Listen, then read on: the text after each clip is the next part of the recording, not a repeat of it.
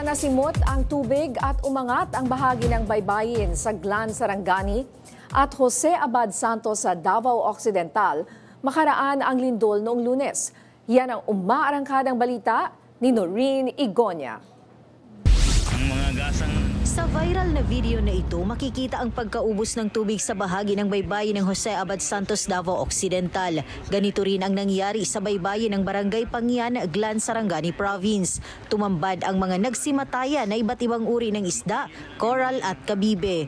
Ang pangyayari na ito ay naganap pagkatapos ang magnitude 7.8 na lindol sa Sarangani.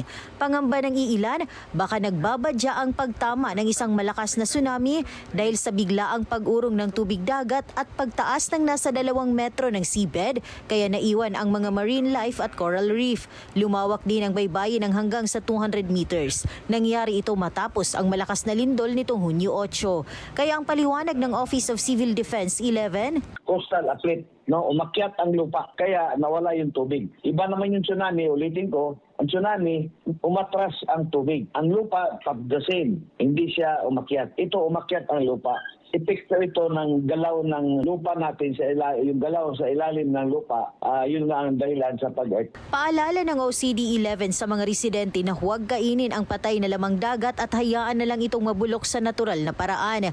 Dahil rin rito, pahirapan na sa ngayon para sa mga mangingisda na may mga bangka ang pagdala nila ng kanilang sasakyang pandagat sa tubig dahil kailangan pa nila itong kargahin papunta sa dagat. Apektado din lalo ang mga barko at bangka na nagdadala ng mga relief goods para sa mga barangay na hindi pa mapasok ng sasakyan dahil hindi ito makadaong at kailangang mano-mano itong idiskarga.